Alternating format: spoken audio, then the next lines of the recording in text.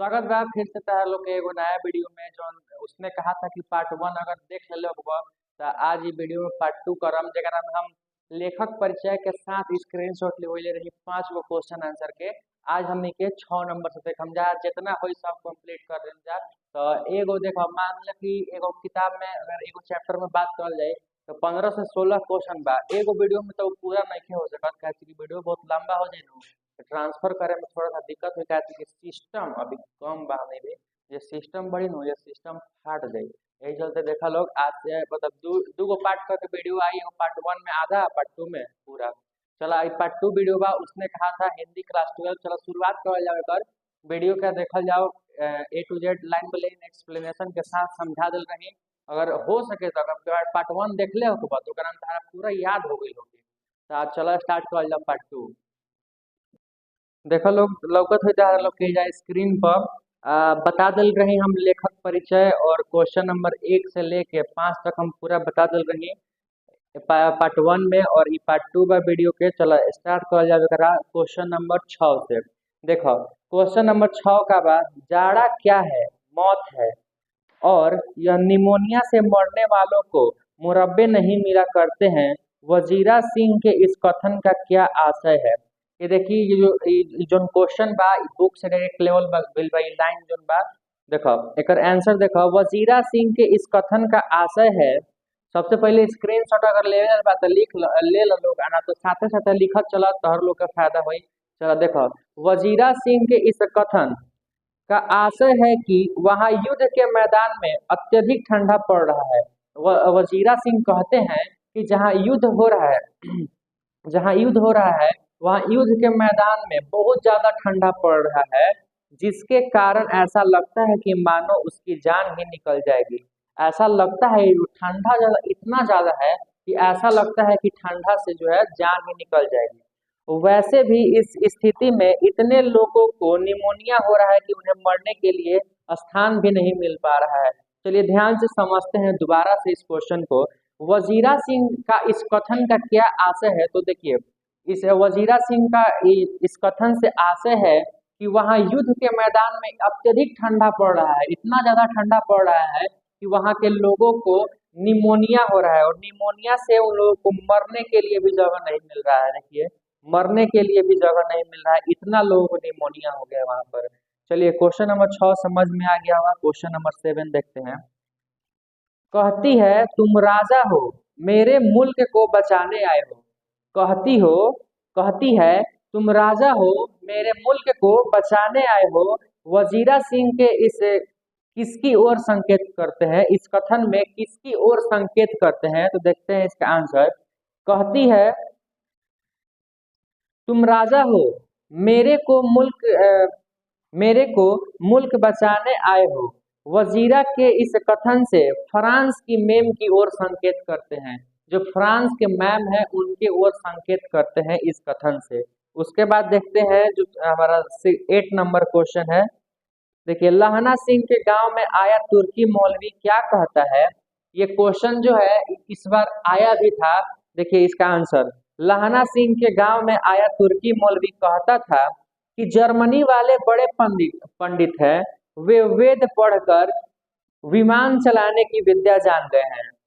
मंडी में बनियों को बहकाता था कि डाकखाने से रुपया निकाल लो, सरकार जाने वाली है, सरकार का राज जाने वाला है। इसका भी स्क्रीनशॉट ले लीजिए। देखिए शुरू समझते हैं।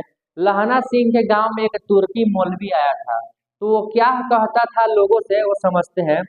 कहता था लहना सिंह के गांव में आया तुर्की मौलवी कहता था कि जर्मनी वाले बड़े पंडित हैं, वे वेद पढ़कर विमान चलाने की विद्या जान गए हैं।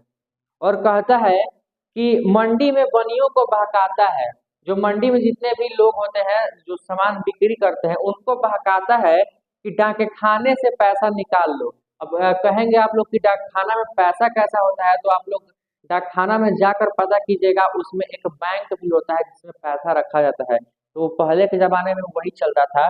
तो वही कहता था कि डाकखाने से पैसा रुपया निकाल लो, सरकार का राज जाने वाला है, मतलब सरकार चल जाएगी लोग, तो बनियों का जितना भी पैसा उसमें फंसा हुआ है वो सब चला जाएगा। इसलिए वो बहकाता था कि जितना जल्दी हो सके तुम लोग पैसा निकाल लो, सरकार का राज जाने वाला है।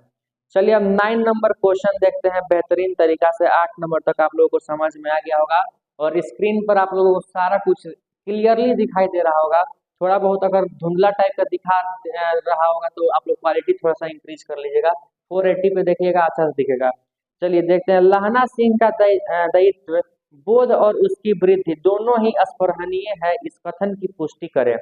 देखिए ये सत्य है कि लहना सिंह का दायित्व बोध और उसकी वृद्धि दोनों ही स्पृहणीय है। लहना सिंह ने जिस तरह अपना दायित्व निभाया वो सच में काबिल तारीफ है। पार्ट 1 में बताया था आप लोगों को, जो लहना सिंह है वो अपने वचन को मरते दम तक निभाए थे। जो सूबेदारनी ने उससे वचन दिया था कि मेरे पति और बेटे की रक्षा करना, तो वो मरते दम तक उनकी रक्षा किए थे और लास्ट में इन्होंने अपने प्राण की आहुति भी दे दी थी वचन के लिए। तो वही यहाँ पर लिखा है, यह सत्य है कि लहना सिंह का दायित्व बोध और उसकी वृद्धि बुद्धि दोनों ही स्पृहणीय है। लहना सिंह ने जिस तरह अपना दायित्व निभाया वो सच में काबिल तारीफ है, क्योंकि सूबेदारनी ने अपना आंचल पसार कर अपने पति और बेटे की जान बचाने की भीख मांगी थी। लहना से और बहादुर तथा वीर लहना ने अपनी जान का परवाह न करते हुए उन दोनों की जान बचाई थी। इतना ही नहीं, लहना ने जमींदार पद का दायित्व भी बड़ी बखूबी निभाया था।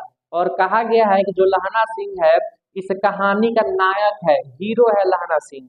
देखिए सूबेदारनी ने जब इसे वचन दी थी कि मेरे पति और बेटी की रक्षा करना, मरते दम तक इन वचन को पूरा करने का प्रयास किए थे। उसके बाद देखिए 10 नंबर जो क्वेश्चन है उसको देखते हैं।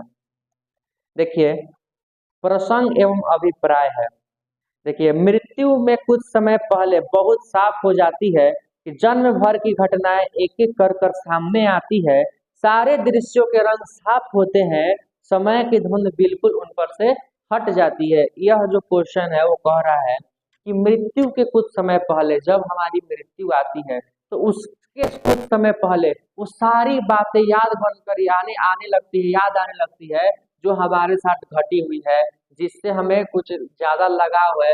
वो मरने के कुछ समय पहले तक वो सारी बातें हमें याद आने लगती है। देखिए अब आंसर में क्या लिखा है कि प्रस्तुत पंक्तियां चंद्रधर शर्मा गुलेरी द्वारा रचित पाठ उसने कहा था से लिया गया है। और देखिए इस पंक्ति का आशय बड़ा ही भावुक है।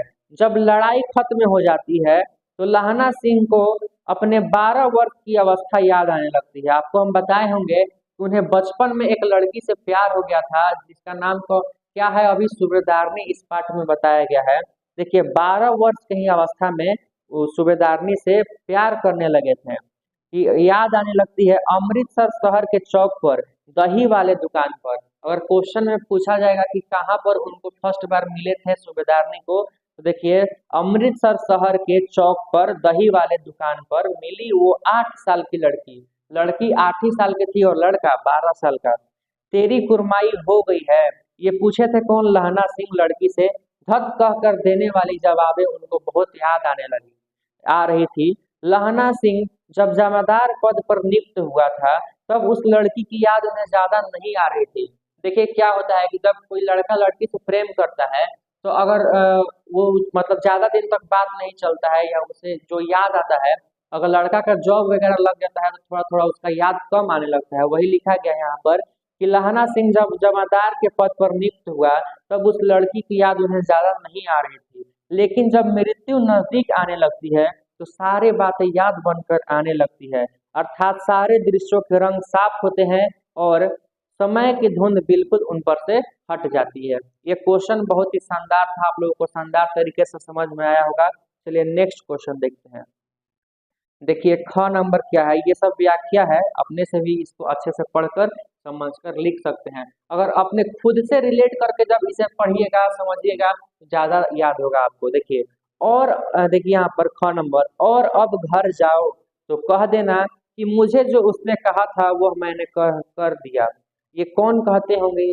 जरा सोचिए। लहना सिंह कहते होंगे किससे? तो सूबेदारनी के पति यानी सूबेदार से और उनके बेटे से कहते होंगे कि और अब घर जाओ और कह देना कि जो जो उसने मुझे कहा था वो मैंने पूरा कर दिया। मतलब ये जो सूबेदारनी का वचन दिया हुआ था उसे ये पूरा कर दिए। देखिए प्रस्तुत पंक्तियां चंद्रधर शर्मा गुलेरी द्वारा रचित उसने कहा था से लिया गया है। सूबेदारनी ने लहना सिंह को एक दायित्व यानी वचन सौंपा था कि उसके पति और बेटों की प्राणों की रक्षा करना। लहना सिंह ने उन दोनों की जान बचाकर उसे पूरा किया। उसने घायल होने के बावजूद उन दोनों की गाड़ियों में भेज दिया और खुद वहीं रह गया। देखिए जो लहना सिंह है वो मरते दम तक उनकी रक्षा की थी। वो घायल थे कौन, लहना सिंह, फिर भी उन दोनों की जान बचाई और उन दोनों को गाड़ी में भेज दिया, खुद वहीं पर रह गए।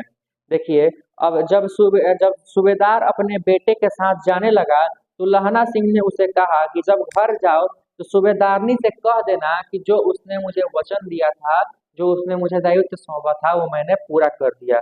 नेक्स्ट देखते हैं 13 नंबर क्वेश्चन और यही लास्ट क्वेश्चन है। देखिए 13 नंबर क्वेश्चन क्या है कि उसने कहा था कहानी का केंद्रीय भाव वो का वर्णन करे। क्या है तो वर्णन करे। देखिए उसने कहा था कहानी में लेखक ने लहना सिंह के निश्चल प्रेम को दर्शाया गया है। जो इस कहानी का केंद्रीय भाग है, लहना सिंह के निश्चल प्रेम को दर्शाया गया है। लहना सिंह ने उस लड़की से बचपन में कई बार एक ही बात पूछा, तेरी कुर्माई हो गई है क्या? और लड़की का धत कहकर जवाब देने वाली बात है। और लड़की जो है धत कहकर वहां से भाग जाती है। थोड़ा सा और है, ये थोड़ा सा ऊपर नहीं हो रहा है, पढ़ दे रहे हैं आप लोग, लिखिएगा।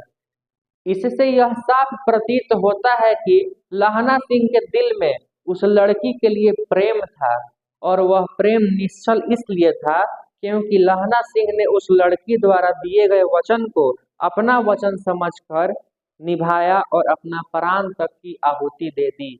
यहाँ पर आप ये देखिए पूरा जो क्वेश्चन है समाप्त हो गया है। तो जब यहाँ से लेखक परिचय से लेके 1 से लेके 13 नंबर तक क्वेश्चन यहाँ पर समाप्त हो गया। नेक्स्ट मिलते हैं चैप्टर 3 के साथ।